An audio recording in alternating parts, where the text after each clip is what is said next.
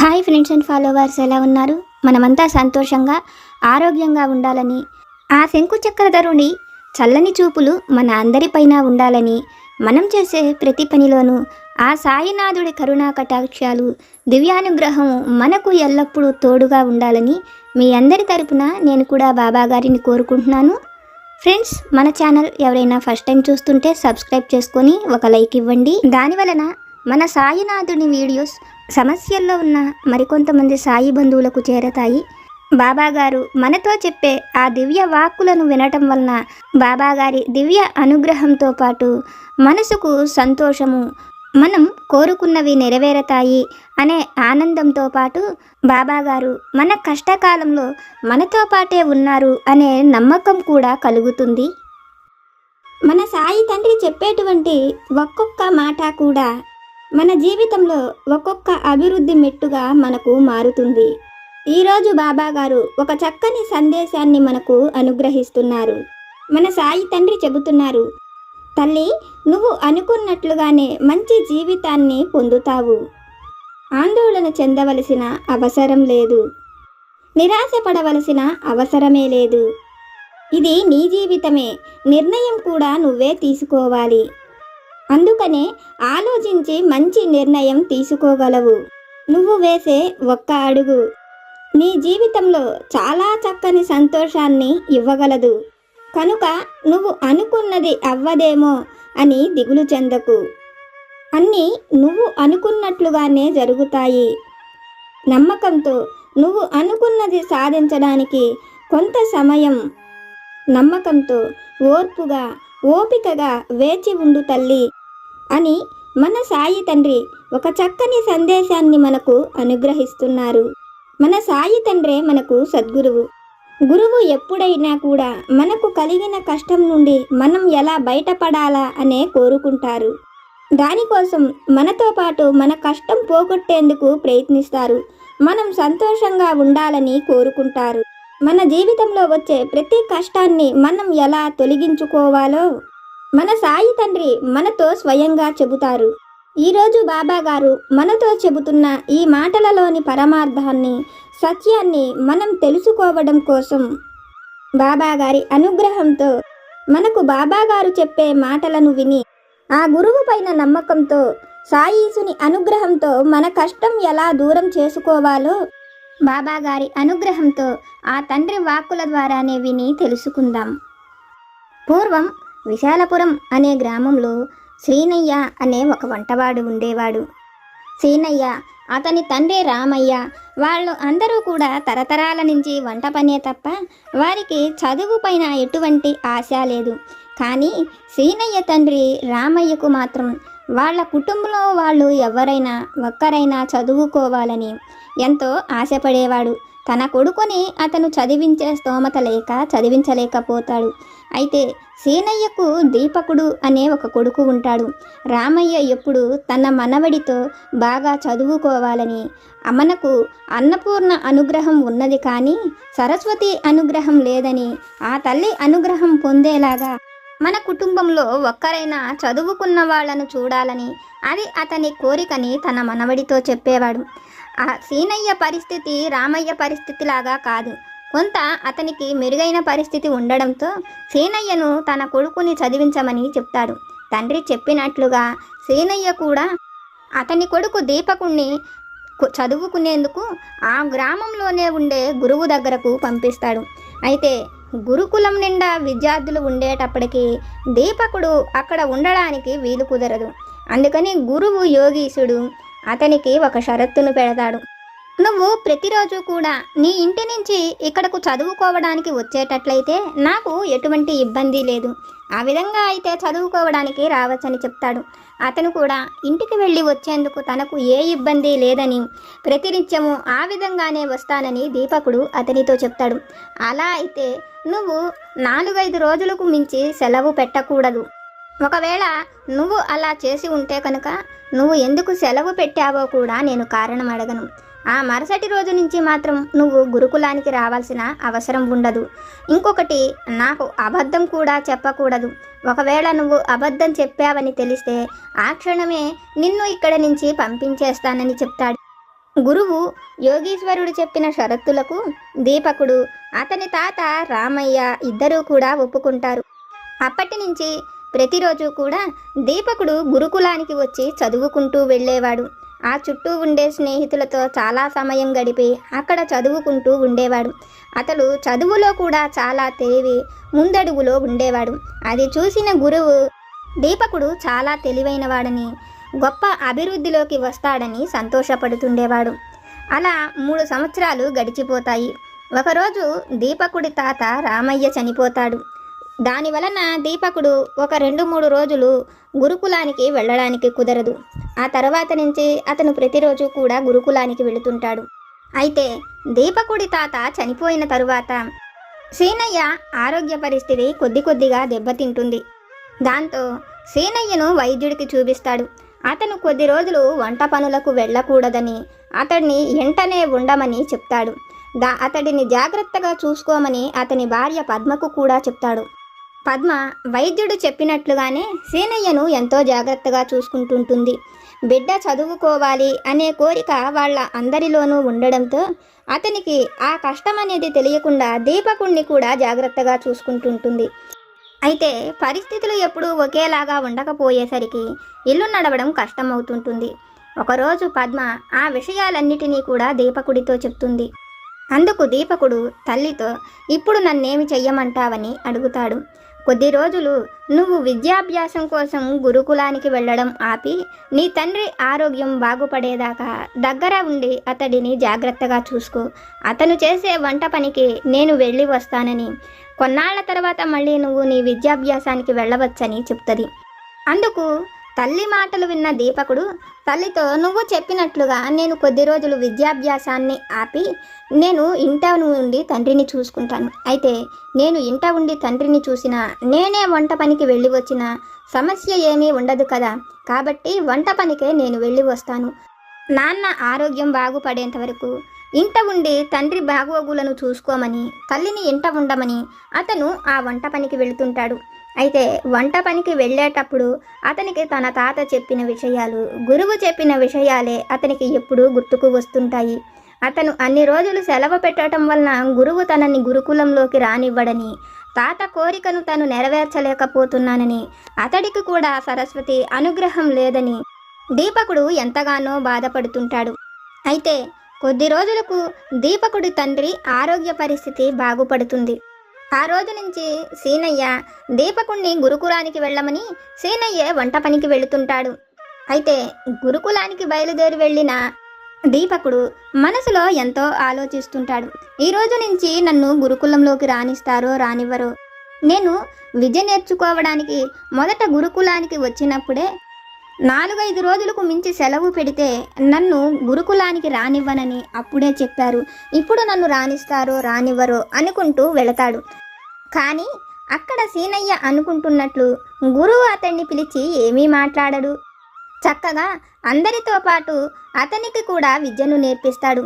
కొంతసేపు చదువుకున్నాక అక్కడ ఉండే పిల్లలందరూ కూడా ఆడుకుంటూ ఉంటారు. వాళ్లతో పాటు దీపకుడు కూడా వెళ్ళి ఆడుతుంటాడు.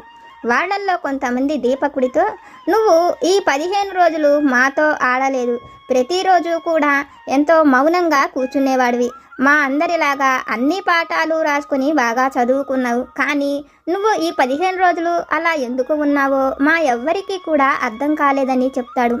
ఆ మాటలకు దీపకుడు అసలు తను ఆ 15 రోజులు రానేలేదని, తన పరిస్థితిని అన్నిటినీ కూడా అక్కడ ఉండే వాళ్లతో చెప్తాడు. వాళ్లల్లో ఒకరు వెళ్ళి గురువుకు దీపకుడు చెప్పిన అన్ని విషయాలను చెప్తాడు. ఆ మాటలు వింటున్న గురువు ఆశ్చర్యపోయి దీపకుడిని పిలిచి వాళ్ళు చెప్పిన మాటలు నిజమేనా అని అడుగుతాడు. అందుకు అతను అవునని సమాధానం చెప్తాడు. అలా అయితే ఈ 15 రోజులు నువ్వు రాలేదని చెప్తున్నావు, మరే అచ్చం నీలాగా ఇక్కడకు ఎవరు వచ్చారని అడుగుతాడు. అందుకు దీపకుడు బాగా ఆలోచించి, గురువుగారు, మా తాతల దగ్గర నుంచి అందరూ కూడా ఎంతో చదువుకోవాలని ఆశపడ్డారు, కానీ ఎవరి కోరిక కూడా నెరవేరలేదు. కనీసం ఈ తరం నుంచైనా చదువుకున్న వాళ్లను చూడాలని మా తాతగారు ఎప్పుడూ అంటుండేవారు.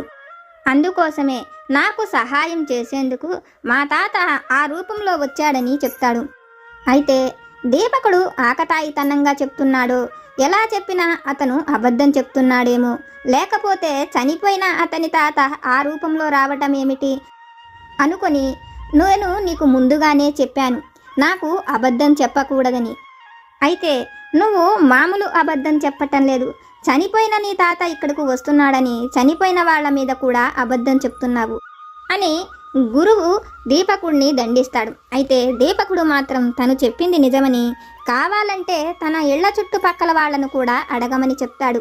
దీపకుడు అన్నది నిజమా కాదా అని అతని గురువు తెలుసుకుంటే నిజంగానే దీపకుడి తండ్రి ఆరోగ్య పరిస్థితి బాగోలేదని, తండ్రి వెళ్ళవలసిన వంట పనికి దీపకుడే వెళ్ళాడని అన్ని విషయాలు గురువుకు తెలుస్తాయి. అయితే గురువుకు ఆ విషయాలు పూర్తిగా నమ్మబుద్ధి కాక, దీపకుడు అబద్ధం చెప్పినాడని తెలిస్తే అతడిని గురుకులానికి రానివ్వరని ఈ విధంగా చెప్తున్నారేమో అనుకుని గురువు అతడికి ఒక పరీక్షను పెడతాడు. నాకు విద్య నేర్పిన గురువు ఎంతో గొప్పవాడు, అతను నాకంటే కూడా చాలా జ్ఞానము కలిగినవాడు. నా గురువు దగ్గర విద్యాసాగరము అనే ఒక గొప్ప గ్రంథం ఉన్నది. నేను చదువుకునే రోజుల్లో ఆ గ్రంథం కావాలని దాన్ని చదవడం కోసం చాలాసార్లు నా గురువు దగ్గరకు వెళ్ళి అడిగాను. అయితే నా గురువు ఆ గ్రంథాన్ని నేను పొందాలి అంటే నాకు ఒక షరతును పెట్టాడు. అదేమిటంటే నా గురువు ఇక్కడ నుంచి 150 మైళ్ళ దూరంలో ఉంటాడు. అతను ఉండే దూరం వెళ్ళాలి అంటే మినిమం 3-4 రోజుల సమయమైనా పడుతుంది. కానీ ఒక రాత్రిలోపే నేను అక్కడకు చేరుకొని నా గురువుకి నాకు విద్యాసాగరము అనే పుస్తకం కావాలనే వినతి పత్రాన్ని అతనుకు అందించాలి. అలా నేను చెయ్యగలిగితే నాకు ఆ పుస్తకాన్ని ఇస్తానని నా గురువు చెప్పాడు. కానీ అది నా జీవితంలో ఇంతవరకు సాధ్యపడలేదు. నువ్వు అన్నట్లుగా నీ తాత ఆ పని చేస్తే కనుక నువ్వు చెప్పింది నిజమని నమ్ముతాను. నీ తాత కోరిక ప్రకారం నీకు విద్యను కూడా నేర్పిస్తాను. అలా చెయ్యని పక్షంలో నువ్వు నా దగ్గరకు విద్యకు రావాల్సిన అవసరం లేదని దీపకుడితో చెప్తాడు. గురువు యోగీశ్వరుడు చెప్పిన మాటలు విన్న దీపకుడు తనకు ఒక పెద్ద చిక్కే వచ్చిందనుకుని గురువు రాసిచ్చిన ఆ లేఖను తీసుకొని తన వెంట పెట్టుకొని ఇంటికి వస్తాడు. ఈ లేఖను మా గురువు గారైన అతని గురువుకు ఎలా చేర్చాలో, అతను ఎక్కడ ఉంటాడో 150 మైళ్ళ దూరం అంటే అది ఏ ప్రదేశమో కూడా నాకు ఏమీ తెలియదు కదా, నేను ఈ పత్రాన్ని అతనికి ఎలా ఇవ్వగలనని తన తాతను మనసులో తలుచుకుని అది తన పక్కనే పెట్టుకుని నిద్రపోతాడు దీపకుడు. అయితే తెల్లారి నిద్ర లేచేటప్పటికి దీపకుడి పక్కన విద్యాసాగరము అనే పుస్తకం కనపడుతుంటుంది. అది చూసి ఎంతో సంతోషంగా ఆ రోజు గురుకులంలో ఉండే విద్యార్థులు అందరికంటే కూడా ముందుగానే దీపకుడు గురుకులానికి చేరుకుంటాడు. గురువుకు తాను తీసుకువచ్చిన గ్రంథాన్ని కూడా తీసి చూపిస్తాడు. అది చూస్తున్న అతను ఒక పక్కన సంతోషంగాను ఇంకొక పక్కన ఎంతో కోపంతోనూ, నువ్వు నన్ను మోసం చేశావు, నేను నీకు మొదటలోనే ఈ గురుకులానికి వచ్చేటప్పుడే చెప్పాను నువ్వు నన్ను మోసం చెయ్యకూడదని, అబద్ధం చెప్పకూడదని, 4 రోజులకు మించి నువ్వు గురుకులానికి రాకుండా ఉండకూడదని, ఈ విషయాలన్నీ కూడా నేను నీకు ముందే చెప్పాను. కానీ నువ్వు నేను చెప్పిన ఏ విషయాన్ని కూడా పాటించలేదు, నువ్వు నన్ను మోసం చేశావని గురువు అంటాడు. అందుకు దీపకుడు, గురువర్య, నేను మిమ్మల్ని మోసం చేసింది నిజమే. అయితే నేను నా అవసరానికే ఇక్కడకు రాలేదు, కానీ నేను మిమ్మల్ని ఏమీ మోసం చేయలేదు. ఉన్న నిజమంతా కూడా మీతో చెప్పాను. నా మాటలు విన్నాక కూడా మీరు నాకు ఈ పుస్తకాన్ని తెచ్చిస్తే విద్యను నేర్పిస్తానని చెప్పారు.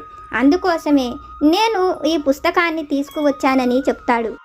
అందుకు గురువు, నేను అంటున్నది నువ్వు ఈ పుస్తకం తెచ్చినందుకు కాదు. ఒకవేళ ఈ గ్రంథాన్ని తెచ్చివ్వడానికి మీ తాత నీకు నిజంగానే సహాయం చేసి ఉంటే ఆ చేసేది ఏదో ఆ వంట పనిలోనే నీకు సహాయం చేయొచ్చు కదా. ఆయనే వెళ్ళి ఆ వంట పనిని చేసి ఉంటే నువ్వు ఇక్కడకు విద్య నేర్చుకోవడానికి వచ్చేవాడివి కదా. అంటే నీకు విద్య మీద ఏమాత్రమూ శ్రద్ధ లేదు. నీకు విద్యను నేర్పించాలనే ఆశ, పట్టుదల నీ తాతలో కూడా లేదు. మీరు అంతా కూడా మోసం చేశారు, అబద్ధం చెప్పారని అంటాడు. గురువు మాటలు వింటున్న దీపకుడు గురువు ఆ విధంగా మాట్లాడేటప్పటికీ అతను ఏమి చెప్పాలో, గురువు అన్న మాటలు నిజమే కదా, అతనికి బదులుగా తన తాత వంటకు వెళ్ళి ఉంటే అతను విద్య నేర్చుకోవడానికి వచ్చేవాడిని కదా అని బాధపడుతూ ఇంకా తన విద్య సాగదని, తన ఆశ తన తాత ఆశ నెరవేరటం లేదని దీపకుడు ఎంతగానో బాధపడుతుంటాడు. అయితే తన తాతను మనసులో తలుచుకొని దీపకుడు ఆ విధంగా బాధపడుతున్న సమయంలో దీపకుడికి గురువుకు వినపడేటట్లుగా అక్కడ ఒక అశరీరవాణి వినిపిస్తుంది. యోగీశ్వరుడితో, నువ్వు ఆ బాలుడిని ఏమీ అనవద్దు, అతను చెప్పిన ప్రతి మాట నిజమే. అయితే అతనికి సహాయం చేసింది అతని తాత కాదు. అతని తాత ఆత్మగా ఉండి కూడా అతడు ప్రతినిత్యము నన్నే తలుచుకుంటున్నాడని, నేను సరస్వతీదేవిని అని అతనికి సహాయం చేసేందుకు అతని రూపంలో గురుకులానికి వచ్చి నీ దగ్గర విద్యాబోధనకు ఒక శిష్యుడుగా వచ్చినది నేనేనని, నువ్వు చెప్పే విద్య ఎంత గొప్పదో తెలుసుకోవడం కోసమే ఆ రూపంలో నేను వచ్చానని సరస్వతీదేవి చెప్తుంది. అలా నేను రావటం వలన నీకు కూడా ప్రయోజనం కలిగింది. నువ్వు ఎప్పటి నుంచో చదవాలి అని కోరుకుంటున్న ఆ విద్యాసాగరము అనే గ్రంథాన్ని కూడా నీ గురువుని అడిగి అక్కడి నుంచి తీసుకువచ్చి నేనే అతని చేతికి ఇచ్చాను. అతడి నుంచి అది నీకు లభించేలాగా. నీకు ఈ గ్రంథం అంటే ఎంత ప్రాణమో కూడా నాకు తెలుసు. దీనికోసం నువ్వు నీ గురువు దగ్గర ఎన్నోసార్లు ప్రయత్నించావు. కానీ నువ్వు ఎన్నిసార్లు ప్రయత్నించినా అది నీ వలన కాలేదు. నేను నీ గురువుకు ఆ విషయాలు అన్నీ అర్థమయ్యేట్లు చెప్పి అతని దగ్గర నుంచి ఈ గ్రంథాన్ని తెచ్చానని, ఆ గ్రంథాన్ని తెరిచి చూడమని చెప్తుంది. సరస్వతీదేవి చెప్పినట్లుగానే అతడు ఆ గ్రంథాన్ని తెరిచి చూసి అందులో గురువు పంపిన లేఖను చదివి అతను ఎంతగానో సంతోషిస్తాడు. సరస్వతీదేవికి కూడా విద్యను చెప్పే ఒక గొప్ప స్థాయిలో నువ్వు ఉన్నావని, ఆ తల్లే నీకు ఈ గ్రంథాన్ని పంపించమని చెప్పిందని, నువ్వు ఒక ఉత్తమ గురువు అని కూడా ఆ తల్లి చెప్పినదని, అన్ని విషయాలను ఆ లేఖలో రాసి ఉంచుతాడు. అది చదువుకుంటున్న యోగీశ్వరుడు ఎంతో సంతోషంగా తనకు అంత ఘనకీర్తి లభించడానికి, సరస్వతి అనుగ్రహం తనకు కలిగి తను సరస్వతీమాతకే విద్య చెప్పే ఒక గురువుగా పేరు ప్రఖ్యాతలు పొందడానికి, దీని అంతటికి అతనికి ఆ పుస్తకం పైన ఉన్న శ్రద్ధ, అలాగే దీపకుడికి చదువు పైన ఉన్న శ్రద్ధేనని అతను తెలుసుకొని ఆ రోజు నుంచి దీపకుడికి తనకు వచ్చిన విద్యలను అన్నిటినీ కూడా నేర్పిస్తాడు. అయితే దీపకుడి తల్లిదండ్రులు మాత్రం మొదటి నుంచి కూడా గురువు విషయంలో భయపడుతూనే ఉంటారు. ఎక్కడ ఆ బిడ్డకు చదువును ఆపేస్తాడో, అతని తండ్రి రామయ్య చెప్పినట్లు వాళ్ళ ఎవరికి సరస్వతి అనుగ్రహం లేదు, తమ కుమారుడికి కూడా ఆ విధంగానే జరుగుతుందేమోనని భయపడతారు. కానీ దైవం పైన మనకు నమ్మకం ఉంటే మనకు దైవం తప్పక సహాయం చేస్తుందని, అందుకనే ఆ సరస్వతి మాతే వచ్చి తన కొడుకు ఆ విధంగా సహాయం చేసిందని తన తండ్రైన రామయ్య కోరిక ధ్యేయం నెరవేరుతున్నదని దీపకుడి తల్లిదండ్రులకు అర్థమవుతుంది. తల్లి, ఇది విన్న నీకు నేనేమి చెప్పాలనుకుంటున్నానో అర్థమైంది కదా. నువ్వు కోరుకున్నది ఏదైనా, నీ కోరిక ఆశయం నెరవేరేలా నేను నీకు ఎప్పుడు తోడుగా, నీ ఆశయం నెరవేరేలా నేను నీకు తప్పక సహాయం చేస్తాను. నీ ముందు ఉన్న ఈ సమస్యలను చూసి నిరాశ చెందకు తల్లి. నా పైన నీకున్న నమ్మకాన్ని, ఓపికను, సహనాన్ని కోల్పోకు అని మన సాయి సమర్థులు ఒక చక్కని సందేశాన్ని మనకు అనుగ్రహిస్తున్నారు. బాబాగారు మనతో చెప్తున్నారు, మనం కోరుకున్నది ఏదైనా అది మనకు మంచి ఉద్యోగమైన, భర్తతో సంతోషకరమైన జీవితమైనా, ఒక మంచి ఇంటినైనా, బిడ్డలనైనా మనం ఏది కోరుతున్నామో అది తప్పకుండా బాబాగారే మనకు అనుగ్రహిస్తానని. అయితే మనం అనుకున్నది పొందడానికి కూడా మనకు ఒక సమయం అనేది ఉంటుందని, దైవంపై నమ్మకంతో ఉంటే దైవం మనం అడిగిన దానిని తప్పక మనకు అనుగ్రహిస్తారు అని ఈరోజు బాబాగారు ఒక చక్కని సందేశాన్ని మనకు తెలియజేస్తున్నారు. ఫ్రెండ్స్, బాబాగారు మనతో చెప్పిన ఈ విషయాలను విన్నారు కదా. బాబాగారి వాక్కుల ద్వారా మనం తెలుసుకున్న ఈ విషయాలు కనుక మీకు నచ్చితే లైక్ చేయండి, షేర్ చేయండి. మీకేమైనా సమస్యలు కనుక ఉంటే వాటిని నాకు కామెంట్ సెక్షన్లో పెట్టండి. నేను పూజ చేసుకునేటప్పుడు మనందరి సమస్యలు తీరాలని, మన అందరి కోరికలు నెరవేరాలని మీ అందరి తరపున నేను కూడా సాయి సమర్థులను కోరుకుంటాను. నాకు తెలిసిన పరిష్కారాలను కూడా చెప్తాను. జై సమర్థ సద్గురు సాయినాథ్ మహారాజ్ की जय।